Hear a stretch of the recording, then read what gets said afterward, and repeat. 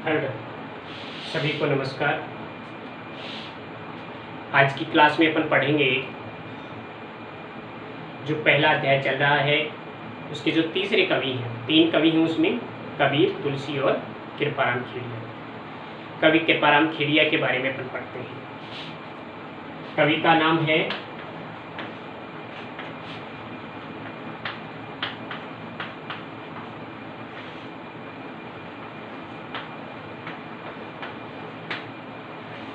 कृपाराम खेड़िया।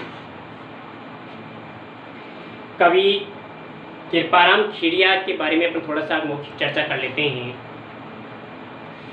इनका संबंध देखिए बेटा दरबारी संस्कृति से था। ये दरबारी संस्कृति क्या है? देखिए बेटा, जो रीतिकाल था 1650 से लेकर 1850 ईस्वी तक का जो समय था वो रीतिकाल कहलाता है। उसमें क्या हुआ करता था, जो राज दरबार था या यूं कहें जो राजा लोग थे, वे अपने दरबार में एक या अधिक यानी कई कवि रखते थे। क्यों? क्योंकि वे अपने मनोरंजन के लिए, अपने परिवार के मनोरंजन के लिए, राज दरबारियों के मनोरंजन के लिए और जनता के मनोरंजन के लिए काव्य रचनाएं करवाया करते थे, जिसमें कवियों का काम होता था कि वे अपने राजा की अतिशयोक्तिपूर्ण प्रशंसा करें, उनके राज्य विस्तार के बारे में काव्य रचना करें। इसी श्रेणी में कवि कृपाराम खेड़िया का नामोल्लेख किया जाता है। इनका जो जन्म स्थान था, इनकी जो जन्मस्थली थी वो अपने ही प्रांत यानी कि राजस्थान राज्य के मारवाड़ रियासत के, राजस्थान के मारवाड़ रियासत के पाली जिले के खराड़ी गांव से इनका संबंध था। लेकिन इनकी कर्मस्थली शेखावाटी रही है और शेखावाटी में भी वही जहां बैठकर आज अपन अध्ययन कर रहे हैं, यानी सीकर जिला। सीकर जिले के राजा हुआ करते थे राव राजा देवी सिंह और उनके पुत्र लक्ष्मण सिंह। राव राजा देवी सिंह और उनके पुत्र लक्ष्मण सिंह के दरबार में ये दरबारी कवि थे और ये एक ऐसे कवि थे जिनकी सेवा से दोनों राजा काफी प्रसन्न हुए। तो लक्ष्मण सिंह ने क्या किया, इनकी सेवा से प्रसन्न होकर अपने राज्य की 2 गांवों की जागीर, एक का नाम था लक्ष्मणपुरा और दूसरा नाम था मोहनपुर, वो इन्हें रियासत में दे दी गई, विरासत में दी। उसी से अपना वो रहा करते थे। कवि कृपाराम खेड़िया का संबंध राजस्थानी काव्य से रहा है। इनकी जो काव्य भाषा थी वह राजस्थानी थी। राजस्थानी भाषा में इन्होंने काव्य लिखा है। अगर काव्य की चर्चा है तो काव्य कोई इतना बड़ा नहीं है। इनकी 2 रचनाएं प्राप्त होती हैं। एक में आता है राजियारा सोरठा और दूसरा आता है चाकल नेसी। अब अपन यहां देख रहे हैं कि इनकी जो काव्य भाषा राजस्थानी थी, उसी प्रकार से काव्य शैली थी डिंगल और पिंगल।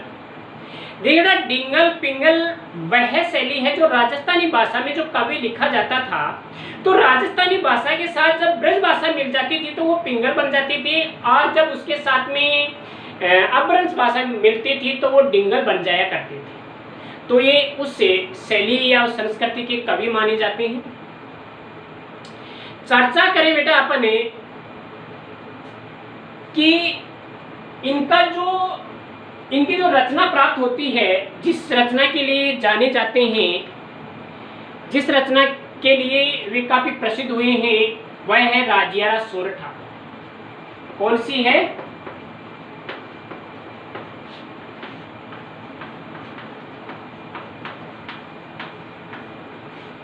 ये क्या था राजियारा सोरठा? राजियारा सोरठा, देखिए बेटा, इनके एक नौकर हुआ करते थे राजाराम। और राजाराम एक निसंतान व्यक्ति था। एक बार क्या होता है, राजाराम काफी चिंतित होते हैं, तो उनकी चिंता का कारण खेड़िया जी के द्वारा पूछा जाता है।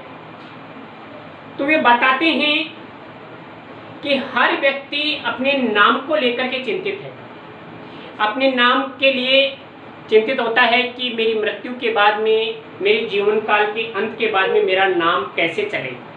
तो मुझे भी यही चिंता है कि मेरे तो कोई संतान नहीं है, मेरा नाम कैसे चलेगा।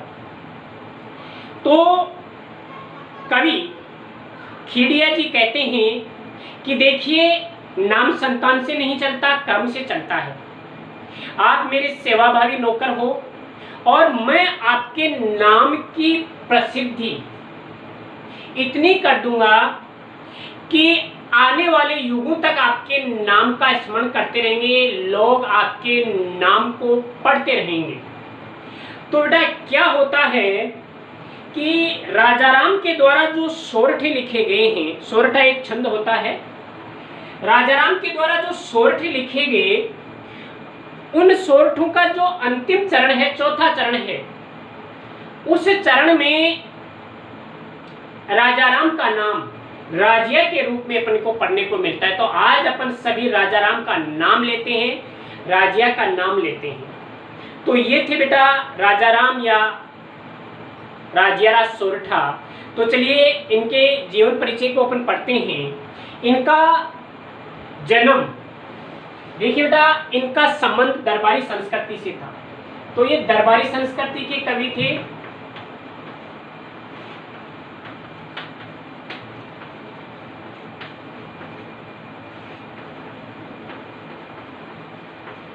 कौन सी संस्कृति के कवि थे? दरबारी संस्कृति के कवि थे।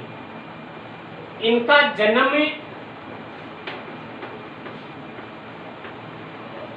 1743 ईस्वी में और इनकी मृत्यु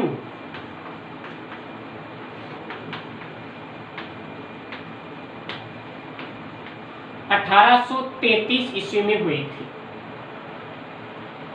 इनके जन्म स्थान के बारे में अपन चर्चा करें तो इनका जन्म स्थान है मारवाड़ के पाली जिले के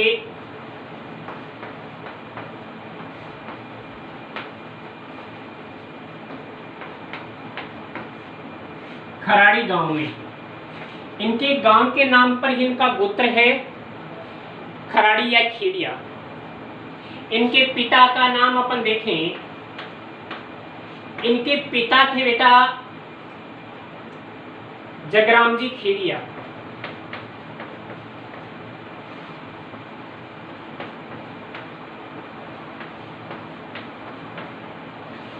खेड़िया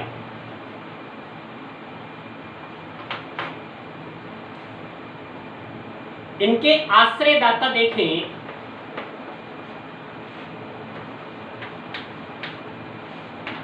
तो सीकर के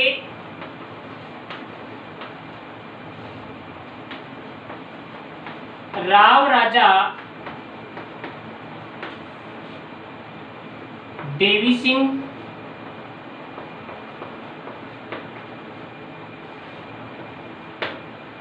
व उनके पुत्र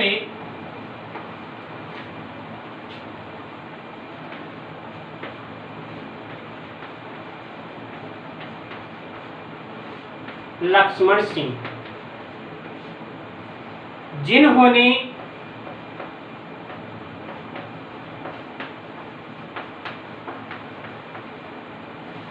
इनकी सेवा से प्रसन्न होकर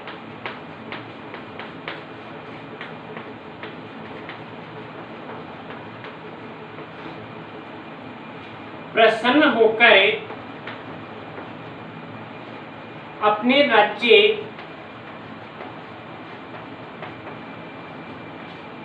के 2 गांवों, अब 2 गांव कौन से थे?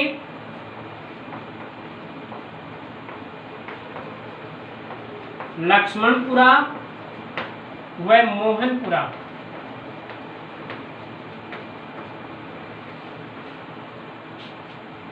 की जागीर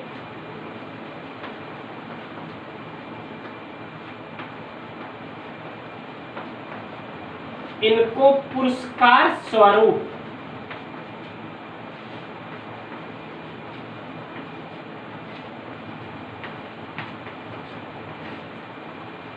प्रदान की थी। 2 गांवों की जागीर इनको पुरस्कार स्वरूप प्रदान की। अब अपन देखें इनके काव्य भाषा के बारे में। तो इनकी काव्य भाषा क्या है और इनकी काव्य शैली क्या है। काव्य भाषा है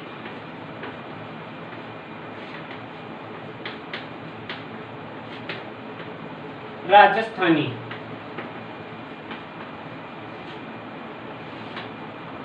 काव्य शैली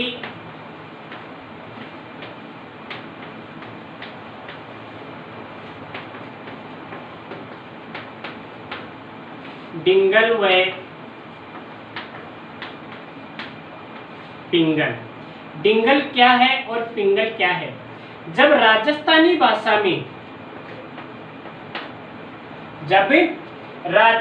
भाषा में अपभ्रंश भाषा मिल जाती है तो वो बन जाती है डिंगल, और जब राजस्थानी भाषा में ब्रज मिल जाती है तो वो बन जाती है पिंगल। ये डिंगल है और ये पिंगल है। अब यहां इस शैली में एक अलंकार का प्रयोग होता है और वो अलंकार है वयन सगाई।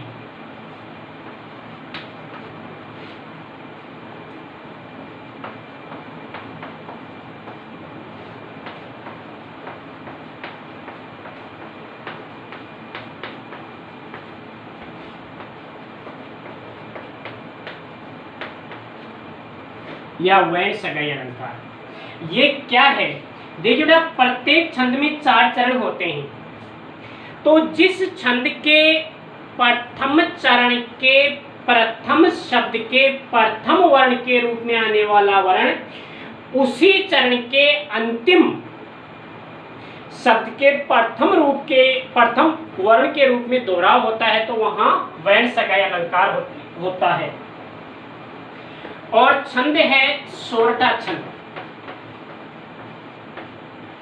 सोरठा छंद क्या होता है, यह अर्धसम मात्रिक छंद होता है जिसमें पहले और तीसरे चरण में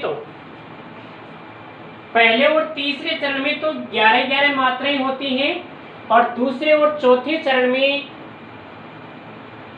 13-13 मात्राएं होती हैं। तो वहां पर सोरठा छंद होता है। इसके बाद में देखिए अपन काव्य रचनाएं।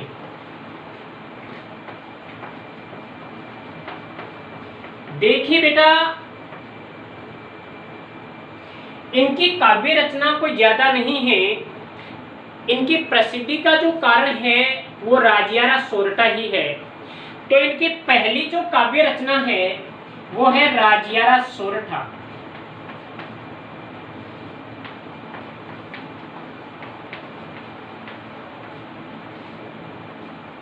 और इनकी जो दूसरी रचना है वो है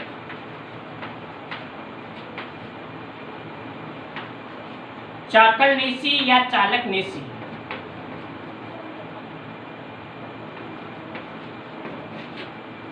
ये इनकी 2 रचनाएं हैं, लेकिन ये रचना कोई ज्यादा प्रसिद्ध नहीं हुई है। राजियारा सोरठा ही इनकी प्रसिद्धि का कारण मानी जाती है। तो ये कृपाराम खेड़िया के बारे में अपन पढ़ रहे हैं।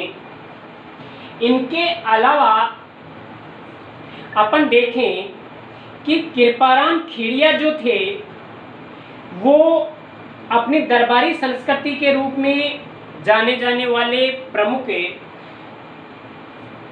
साहित्यकार थे जिनका संबंध राजस्थानी काव्य से रहा है, और राजस्थानी काव्य में इनका कोई बहुत बड़ा काव्य नहीं है, इनका काव्य कोई विस्तृत काव्य नहीं है। इनकी प्रसिद्धि का कारण तो यही रचना है। तो बेटा आज इनके परिचय के बारे में अपन पढ़ चुके हैं, और पहले पाठ के 3 कवियों का परिचय आपने पढ़ा है। आज की क्लास में अपन इतना ही पढ़ेंगे।